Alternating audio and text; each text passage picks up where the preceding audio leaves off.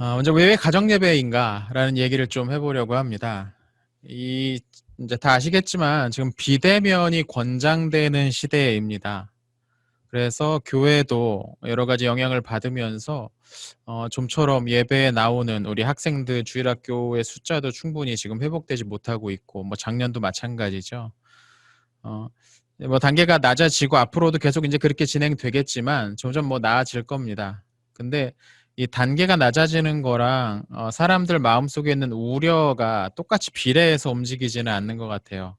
아마 단계가 상당 수준으로 낮게 계속 유지가 돼도 사람들 마음속에 이제 그거가 다 풀릴 때까지는 좀 더 시간이 많이 필요할 것 같습니다. 네, 이런 상황에서 이 대면 제한이 없는 가정이라는 공간을 우리가 좀 적극적으로 사용을 해야겠다라는 생각이 들었습니다. 아마 올해 말 내년 초 중반까지도 이전처럼 교회에서 여러 가지 행사들을 진행하기는 대단히 어려울 것 같습니다. 코로나 사태가 완전히 종료된다고 하더라도 이런 상황이 금방 회복될 것인가? 뭐 이거는 조금 고민해 볼 부분인 것 같아요. 우리가 지금 상황에서 온라인이나 아니면 영상으로 이런 상황을 조금 어떻게든 돌파해 보려고 애를 쓰고는 있지만 이게 사실 충분하지 못한 것이 사실이죠. 어, 그렇다면 가정 예배가 이것을 좀 많이 보완할 수 있는 좋은 돌파구가 될 수 있지 않을까라는 겁니다. 뒤에서도 다시 한번 언급을 하겠지만 여러분, 예배에서 가장 중요한 것은 정보의 습득이 아닙니다. 영상 자체는 정보 습득 부분을 채워줄 수는 있는데 그 이상의 것을 채워주는 데에는 부족합니다. 그걸 하기 위해서는 영상으로 무엇인가가 제시됐다고 하더라도 굉장히 스스로 많은 준비가 필요합니다. 근데 혼자서 하기가 대단히 쉽지가 않죠.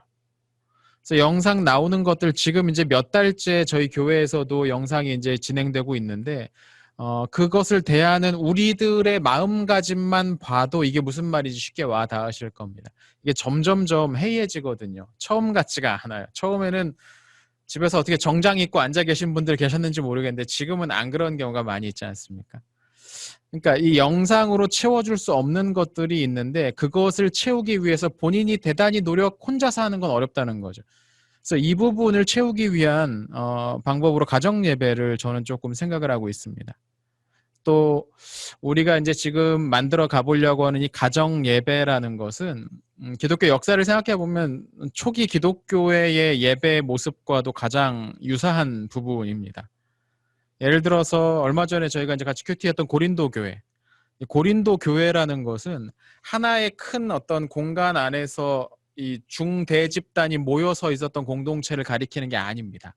고린도 교회는 이 고린도라는 도시의 여러 사람들 가정에서 각각 모였던 그 그룹들을 통칭해서 모아서 고린도에 있는 교회, 고린도 교회라고 부르는 거거든요. 그러니까 뒤에서 다시 설명하겠지만 이 가정 예배라는 이 모델은 장기적으로 미래 교회 한 가지 대안이 될 수도 있겠다라는 생각이 듭니다.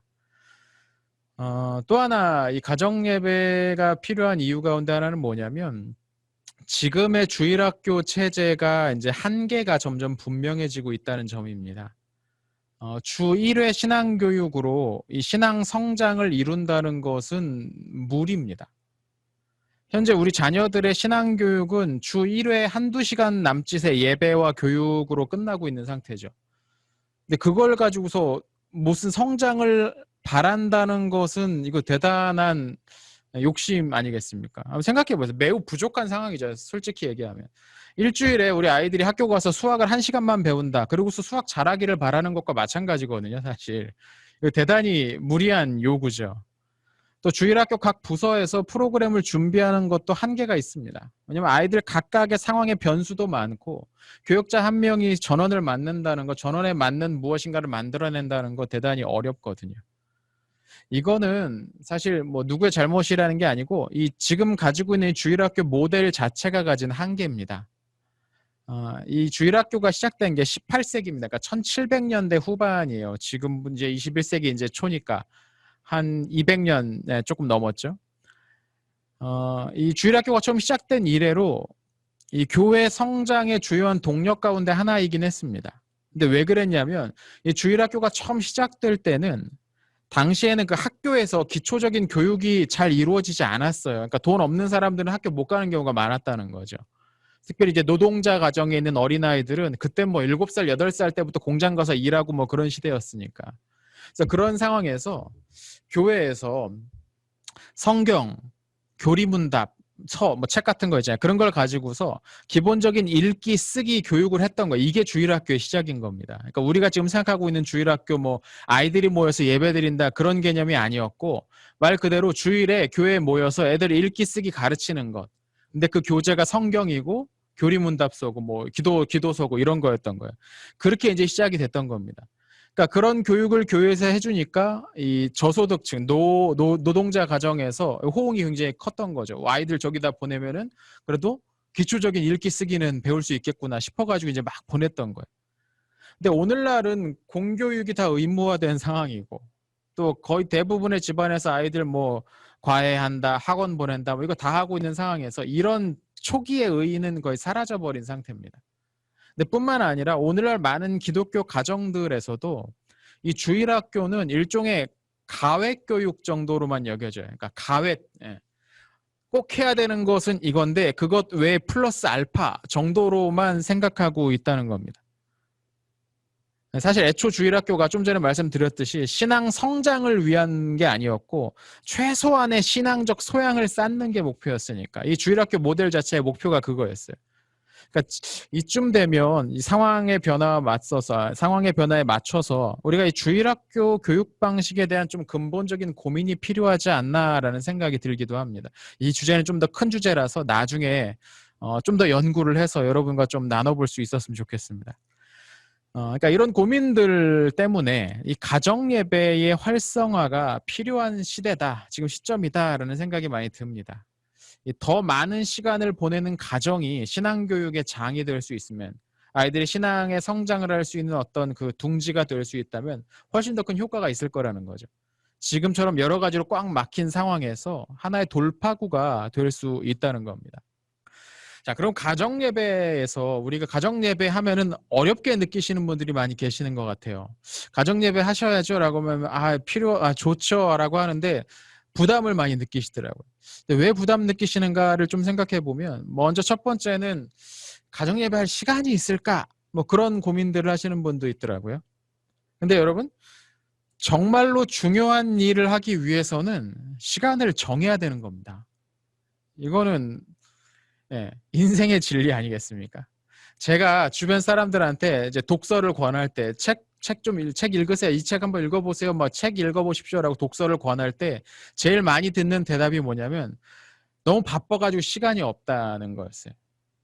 근데 그때 이제 제가 드리는 말씀이 뭐냐면 시간 날 때 책 읽는 게 아니고 시간 내서 책 읽으시는 거라고. 정말로 독서가 중요하다고 생각하면은 시간을 내야 되는 거죠. 우리가 중요하다고 여기는 것에 대해서는 항상 비용을 들이고 시간을 들이는 겁니다. 기꺼이 그걸 지불하는 겁니다. 예를 들면 헬스장. 저는 헬스장을 가보지 않았지만 헬스장 가시면 어떤 걸 하십니까? 러닝 하신대요. 러닝. 근데 솔직히 얘기하면 러닝은 밖에서도 뛸 수 있지 않습니까? 뭐 들었다 놨다 거기 여러 가지 기구들이 있는데 그 기구들을 얼마나 사용하시는지를 물어보면 대부분 다 별로 사용 못 하세요. 뭐 개인 PT 받는 분들은 좀 모르겠지만 근데 일부러 돈 내고 가서 그걸 하세요. 왜냐하면 그거 중요하니까. 중요하니까 돈을 내고 시간을 내는 거죠. 학원 가는 것, 과외하는 것 마찬가지입니다. 다 우리가 돈을 내지 않습니까? 시간을 내지 않습니까? 왜냐하면 중요하다고 생각하니까. 우리가 이 가정을 신앙으로 바로 세우는 것이 정말로 중요하다고 여긴다면 시간 내고 다른 일정들을 조금 조정하셔야 되는 거죠. 권장하고 싶은 빈도가 있습니다. 가정 예배 하자고 해서 매일매일 저녁마다 하자는 건 아닙니다. 아침마다든 저녁마다든 할 수 있으면 좋죠. 근데 지금 당장 여러분들에게 제안 드리는 것은 주 1회 정도입니다. 주 1회. 할 수 있으면 뭐 2회, 3회 뭐 늘리시는 건 전혀 상관없는데 주 1회 정도 해보시면 어떨까? 우리 시간은 한 번 모일 때 30분에서 40분 정도. 물론 늘어나는 건 전혀 상관이 없습니다. 가능하면 가족 구성원들이 다 모일 수 있는 시간을 좀 상의를 하셔서 남는 시간 말고 뺄 수 있는 시간을 한번 만들어 보시는 겁니다. 그리고 이 시간은 뒤에 급한 일이 없는 시간으로 정하는 게 좋습니다. 왜냐면 이거 빨리 끝내야 된다고 초조해지면은 이게 모임이 잘 안 됩니다. 주중이 바쁘면 주말도 괜찮습니다. 또 지금처럼 상황이 이러면 뭐 주일 오후 같은 때, 원래 이제 우리가 교회에 있어야 될 때나 그럴 때에 같이 모여서 가정 예배를 만들어 보는 것도 괜찮죠. 토요일도 뭐 상관이 없고요. 그러니까 시간을 한번 먼저 좀 우리가 내봐야겠다. 이게 정말로 중요하고 이게 정말로 필요하다고 한다면 우리가 이 시간을 일부러 좀 내가지고 이걸 만들어 봐야겠다라는 얘기를 좀 드립니다. 그리고 두 번째로 이 가정 예배를 합시다라고 했을 때 어려움을 느끼는 것 가운데 하나가 뭐냐면 설교 어떻게 하냐, 설교를 어떻게 준비하냐, 뭐 이런 얘기들을 하시는 분들이 계시더라고요. 근데 여러분 이 가정 예배는 부모가 말하는 시간이라고 생각하지 않으시면 됩니다. 이 설교의 부담인데 저 왜 설교의 부담을 가지실까를 생각을 해봤더니 우리 교회 같은 경우는 명절 가정 예배 순서지를 드리잖아요. 이렇게 주보에 껴가지고 그게 원흉이에요. 네. 그걸 자꾸 나눠 드리니까 가정 예배는 이렇게만 해야 되는 거구나. 여기 설교문 이렇게 나오는 거 이거 보고서 읽고 뭐 이런 시간이 필요하구나라고 착각을 해버리신 거예요. 근데 제가 앞서 말씀드렸잖아요. 예배에서 가장 중요한 요소가 뭘까? 그거는 지식 전달, 정보 전달이 아닙니다. 예배에서 가장 중요한 요소는 뭐냐면 만남입니다. 만남. 하나님과 우리가 만나는 거고 하나님 앞에서 그분의 자녀들이 서로 만나는 것. 지식 전달과 설교는 이것을 위한 장치인 거죠. 예배에서 가장 예배가 성공했느냐 실패했느냐는 내가 오늘 설교를 잘 했느냐 내지는 잘 기억했느냐 뭐 이런 게 아니고 이 시간을 통해서 하나님을 내가 만났느냐예요. 그러니까 반드시 누군가가 설교자가 돼서 말할 필요가 없다는 거예요. 이번에 이제 저희 그 교육부서에서 준비하고 있는 가정예배 모델에는 설교가 필요 없습니다. 당연히 설교문도 필요 없고 설교 부치도 그런 거 다 필요 없습니다. 저희가 이번에 권하려고 하고 있는 이 가정예배 핵심은 큐티를 가지고서 해보자는 거예요. 큐티, 말씀 묵상하는 거 있지 않습니까? 그래서 누군가 한 명이 나서서 이야기하고 나머지 사람들은 다 그거 듣고 있는 시간이 아니고 모두가 듣고 모두가 말하는 시간으로 만들어 보자는 겁니다. 가정예배는 그런 시간이 돼야 된다는 거예요. 이게 아까 처음에 말씀드렸던 초기 기독교회의 예배 모델과 가장 가깝습니다. 그때는 뭐 목사가 없었으니까 초기 기독교회 그 예배 때는. 여기서 추천도서 하나 보여드립니다. 네, 바로 이 책입니다. 네, 보이십니까? 1세기 교회 예배 이야기라는 책입니다. 얇습니다. 네, 아주 얇아요. 1세기 교회의 예배 이야기. 이거 한번 읽어보시면 제가 말씀드리는 게 지금 어떤 그림인지 조금 그려보실 수 있으실 겁니다. 혹 이 특강 보신 분들 중에 이 책 목사님 같이 한번 읽어봤으면 좋겠습니다라고 하시는 분 계시면 따로 신청을 해주십시오. 그러면 제가 그 모임을 만들어서 이렇게 온라인 모임으로 해서 같이 한번 읽고 이야기 나누는 자리를 한번 좀 만들어 보겠습니다. 이 가정 예배란 시간에 대한 부담감을 좀 먼저 내려놓으셨으면 좋겠어요. 우리 학부모님들이 먼저 뭔가를 얘기하려고 준비 안 하셔도 돼요. 설교하려고 막 그거 어떻게 고민하지, 막 이 자료를 어떻게 찾아보지, 막 그런 생각을 전혀 안 하셔도 괜찮습니다. 말씀 묵상만 하실 수 있으면 됩니다. 말씀 묵상은 어렵지 않습니다. 이 말씀 묵상에 관해서는 요새 한창 그 유튜브 지금 만들어가지고 우리 주일학교 영도교회 주일학교 채널에 올리고 있지 않습니까? 읽어보시면 묵상 어떻게 해야 되는지에 관한 여러 가지 예언들을 다 지금 하나하나 짧게 편집해서 풀어놓고 있습니다. 그 참고해 보시면 전혀 어렵게 생각할 일이 아니라는 겁니다. 시간만 정하시면 되고 각자 가족 구성원들이 큐티책 한 권씩만 가지면 됩니다. 큐티책 한 권이 한 달에 약 2,000원 꼴입니다. 1년 해봤자 얼마입니까? 24,000원 꼴밖에 안 됩니다. 그렇게 준비하는 게 그렇게 어렵지 않다라는 거죠. 자, 그럼 이제 가정예배 실행을 위한 몇 가지 제안을 좀 드리겠습니다. 먼저 첫 번째는 우리가 가정예배 하면은 너무 무거워요. 듣기도 무겁고 마음도 무거워져. 나 그거 어떻게 해야 돼? 뭐 이런 생각이 든단 말이죠. 그래서 이름을 좀 바꿔봤으면 좋겠다라는 생각이 들었습니다. 영도교회 가정예배, 영도교회 주일학교에서 하는 가정예배는 가정예배 이름 너무 어려워요. 새로운 것 하나를 만들어봤습니다. 뭐냐면 요겁니다. 큐팅이라는 겁니다. 큐팅. 영도교회 가정예배 프로젝트의 큐팅이라는 겁니다. 이 큐팅이 무슨 뜻이냐면 큐티와 미팅을 합친 단어입니다. 그러니까 큐티로 만나는 시간이라는 거죠. 큐티로 나와 하나님이 만나고 우리 가족이 서로 만나는 시간. 그래서 이렇게 좀 산뜻하지 않습니까? 네. 만들어 봤습니다. 네. 요런 걸로 우리가 좀 해봤으면 좋겠다. 이름을 좀 먼저 바꿔보자는 겁니다. 앞서 말한 것처럼 큐티, 그러니까 가정예배에 대한 부담감을 좀 내려놓기 위한 한 가지 방법. 그렇죠? 이거가 자꾸 우리들 가운데 좀 입에 붙었으면 좋겠어요. 입에 붙어가지고 우리 큐팅하자. 오늘 우리 가족 큐팅하는 날. 뭐 이런 식 같은 표현들이 좀 자연스럽게 우리 안에서 나왔으면 좋겠습니다. 그리고 이 단어를 들었을 때 우리 마음에 전혀 부담이 생기지 않았으면 좋겠다는 거죠. 두 번째로 우리 설교를 하지 말고 아까 말씀드린 것처럼 대화하는 시간으로 만들자라는 겁니다. 가족끼리 서로 이야기를 나눌 수 있는 시간. 근데 대화를 하기 위해서는요. 서로가 말하는 비율이 비슷해야 됩니다. 그렇지 않으면 지금처럼 강의가 되는 거죠. 이 가정예배가 부모님이 자녀들에게 강의하는 시간이 돼서는 안 됩니다. 물론 이끄는 사람은 한 명 필요해요. 가정 가운데. 이거는 이제 부모님들이 맡아주셔야 될 가능성이 높겠죠. 하실 수 있는 분들이 아버님이나 어머님들이 이 큐팅을 이끌 수 있는 사람이 필요합니다. 근데 이 사람은 뭐 하는 거냐면 이끄는 사람은 뭘 하는 거냐면 말 많이 하는 사람이 아니라 말할 사람을 지목하는 겁니다. 네. 진행하는 거예요. 진행자인 거예요. 말하는 사람 진행하는 거. 그리고 누구에게 이제 말을 시켰어요. 우리 아들, 우리 딸에게 이제 말을 시켰어요.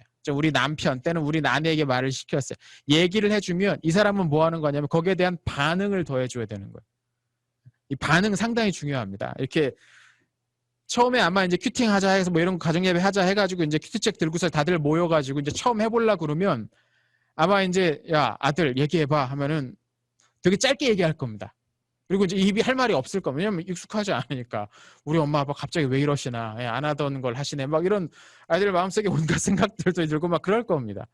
그때 이제 반응을 적극적으로 보여주는 거예요. 아이가 한 그 이야기에 그 포인트를 잡아가지고 또 한 번 더 질문해주고 그렇게 느꼈구나라고 자꾸 말할 수 있도록 이걸 끌어내주는 역할. 이거 역할을 이끄는 사람이 리더가 해주는 겁니다.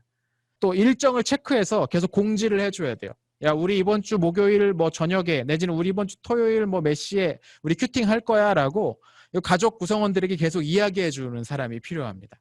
그래서 나 못 들었어요 라는 비겁한 변명을 할 수 없도록. 그러니까 이 리더는 그 일을 해주는 겁니다. 자기가 뭔가 할 말 준비, 일주일 동안 내가 뭔 얘기를 해야지 뭐 이거 준비할 필요가 전혀 없고 이런 이야기들 해주면 되는 겁니다. 이 반응이라는 말이 나온 김에 한마디 더 추가를 해드리자면 이 적절한 반응이 굉장히 중요합니다. 이 시간을 살리느냐 아니면은 이거 계속 해도 되나 싶냐 이렇게 이게 왔다 갔다 하게 만드는 게 이 반응입니다. 그날 누가 본문을 읽고서 자기의 생각을 이야기를 했을 때 멀뚱히 있으면 안 됩니다. 반드시 반응을 보여줘야 돼요. 약간 과장스럽게 처음에는. 근데 이렇게 반응을 보이기 위해서는 가장 중요한 게 뭐냐면 일단 상대가 하는 말을 잘 들어야 된다는 거예요. 이게 굉장히 중요합니다. 상대가 뭐라고 이제 자기의 감상과 깨달음과 나름의 적용과 뭐 온갖 얘기들 할 수 있겠죠. 그 얘기를 하는데 나는 계속 이제 고개 푹 숙여서 난 다음에 뭐라고 얘기해야지 뭐 요거 고민하고 있으면 반응이 안 됩니다. 적절한 반응이 안 나와요. 근데 이 큐티 나눔 하자고 할 때 가장 많이 빠지는 함정이 이겁니다. 이게 시계 순서대로 돌아오는데 이제 세 번째 후엔 내 차례일 것 같은데 나도 이제 뭔가 한마디 해야 되는데 앞에 나왔던 사람이 했던 얘기랑 똑같은 거 하면 안 될까? 나는 어떻게 바꿔야 될까? 뭐 이런 고민들 하신단 말이죠. 이제 그렇게 하지 마시고 반응을 충실히 보여주셔야 돼요. 이 리더 하시는 분들은. 그러니까 되게 집중해서 이야기를 해줘야 되는 거죠. 좀 더 자세한 팁은 뒤에서 좀 더 다시 이야기를 해드리겠습니다. 자, 그래서 이 큐팅 시간을 어떻게 구성을 하느냐, 뭐 이건 한 가지 예입니다. 지금 말씀드리려는 건 한 가지 예입니다. 모든 사람이 다 이렇게 해야 된다는 건 아니고요.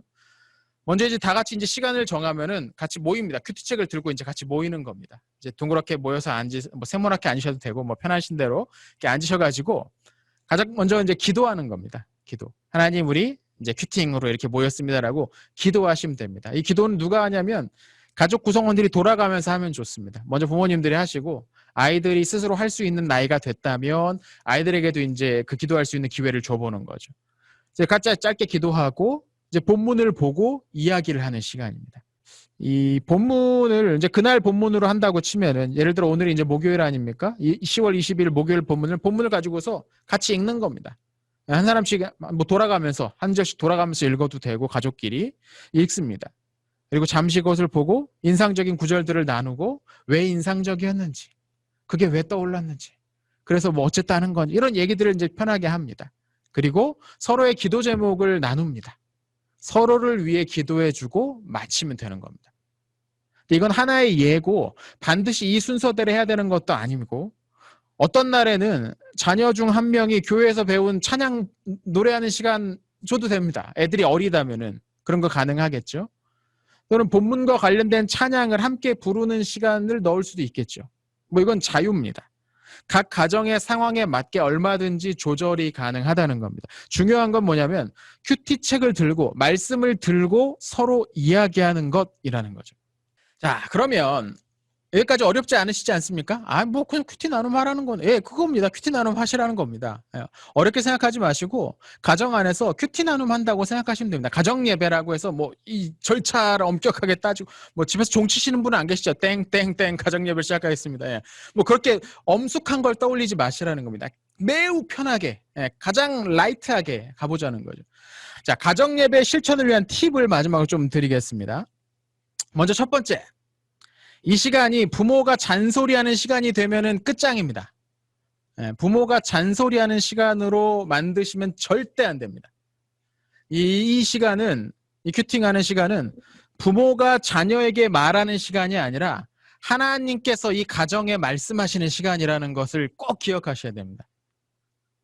이 잔소리는 어떻게 하면 잔소리가 되냐면 한 사람이 대화의 지분을 너무 많이 가져가면 자연스럽게 생겨나는 현상입니다. 그러니까 리더가 이걸 끊어야 돼요. 적당히 끊어줘야 돼. 적당히 이걸 좀 맞게 해줘. 이 사람이 전체적으로 뭐 5분 얘기했으면 저 사람도 한 3분 얘기하고 뭐 이렇게 적당히 끊어줘야 됩니다. 그리고 절대 이 시간에 꾸중하지 마십시오. 꾸중하지 마십시오. 네 못했던 거 막 이거 얘기하지 마십시오. 야, 내가 그래 저도 막 그래서 이거 오늘 말씀을 보고서 저도 동생하고 사이좋게 지내야 된다고 생각을 했습니다라고 얘기했을 때 그래서 그걸 알고서 너 오늘 아침에 그렇게 싸운 이런 얘기를 절대 하시면 안 된다는 거예요. 이 시간은 격려하는 시간이고 무조건 칭찬하는 시간으로 삼아 주셔야 됩니다. 이게 특히 자녀가 어릴 때 더더욱 필요합니다. 근데 자녀가 커도 마찬가지예요. 자녀가 뭐 20살, 30살 그렇게까지 같이 살까? 예. 아무튼 뭐 그렇게 되더라도 막 이 시간을 꾸중하는 시간, 내가 평소에 막 구박하고 싶은 거 이렇게 모아서 주는 시간을 생각하시면 안 됩니다. 정 꾸중하고 싶으시면 이 큐팅 시간 전후를 피해서 하십시오. 하기 전에 하시면은 이 큐팅 시간이 아주 죽이 되겠죠. 끝나자마자 그 얘기하면은 이제 압니다. 또 끝나면 또 얘기할 텐데. 그러니까 안 오려고 그래요. 그러니까 아예 그날은 하지 않는 게 제일 좋습니다. 다른 날 하세요. 꾸중은 다른 날 하시고 이 큐팅 시간에는 오직 그 격려하고 칭찬하고 그렇게 생각했냐고 참 잘했다고 칭찬해줘. 그런 시간으로 삼아 주십시오. 한 사람이 말 길게 하면 안 된다는 거 잊지 마시고요. 두 번째, 아까 제가 이제 큐팅에 예시 해가지고 오늘 뭐 본문이 뭐 10월 22일이면 그 본문 같이 돌아가면서 읽으십시오라고 얘기를 드렸는데 반드시 그날 본문으로 하지 않아도 괜찮습니다.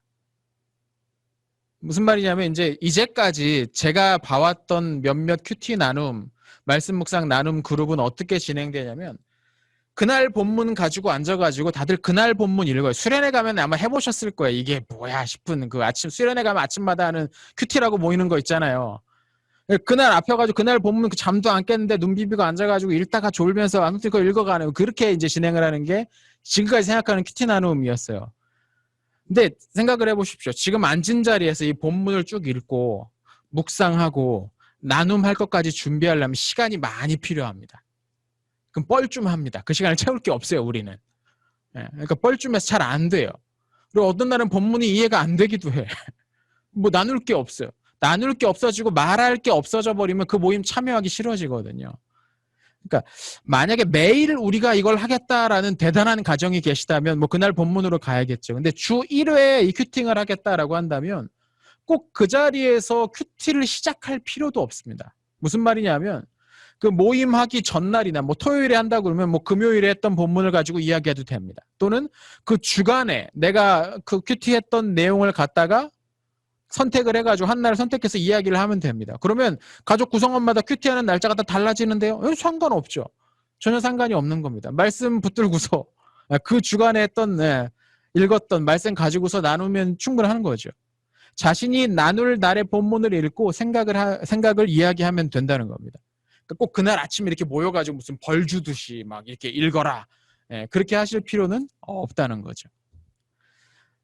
세 번째는 저는 이 큐팅 시간을 좀 즐거운 시간으로 만들었으면 좋겠는데 그걸 위해서 뭘 할 수 있을까를 생각해 보다가 이거를 좀 어떤 그 가족 공동의 미션으로 만들면 재밌겠다라는 생각이 들었습니다. 무슨 말이냐면 일주일에 한 번 한다고 생각을 하면 한 달에 4주 내지 5주가 있지 않겠습니까? 날짜에 따라서. 그럼 한 달에 3번 이상 큐팅을 했으면 우리 피자 파티 한다.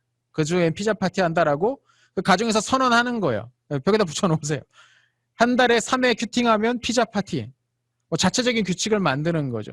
또는 뭐 피자 파티가 아니라도 뭐 가족 외식. 뭐 이런 걸 해볼 지금 이제 코로나니까 좀 위험하니까 적당히 좀 사용했지만, 그러니까 그렇게 즐겁게 할 수 있는 일들을 좀 제시해 두는 거죠.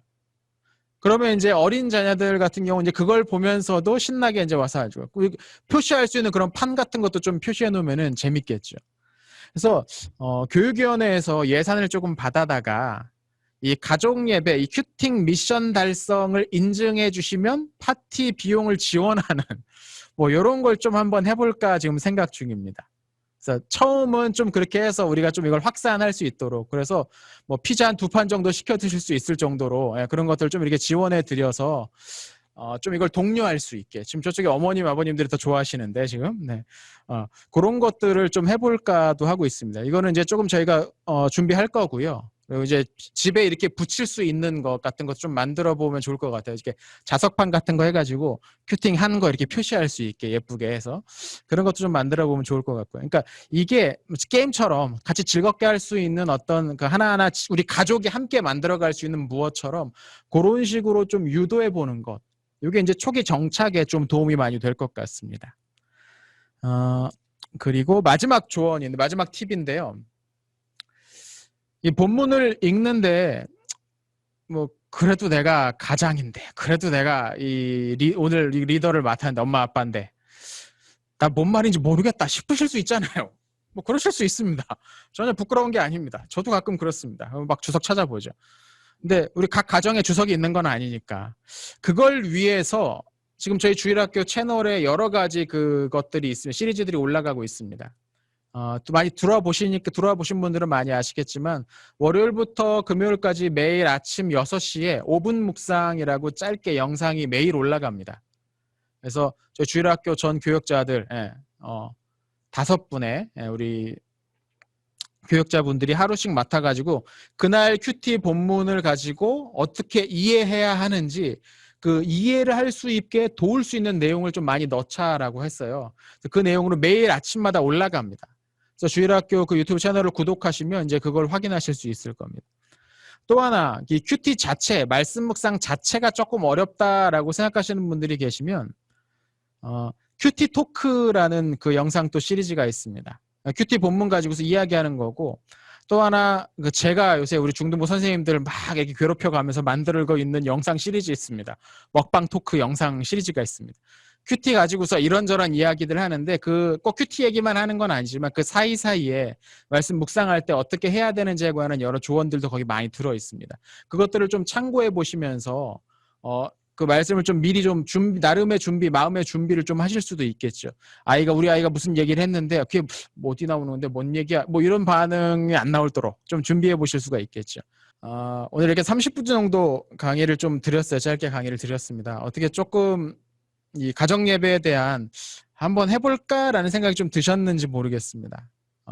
이 가정 예배를 어렵게 생각하지 않으셨으면 좋겠고, 누구나 시작할 수 있으면 누구나 시작할 수 있고 누구나 잘할 수 있습니다. 시작이 어려운 거지 익숙하지 않을 때가 제일 어려운 겁니다. 익숙해지면 상당히 유익해질 겁니다. 그리고 이 가정 예배가 잘 되면 앞으로 이제 주일학교에서 할 여러 가지 프로그램들과도 연계해서 훨씬 더 좋은 효과를 낼 수 있을 거라고 생각을 합니다.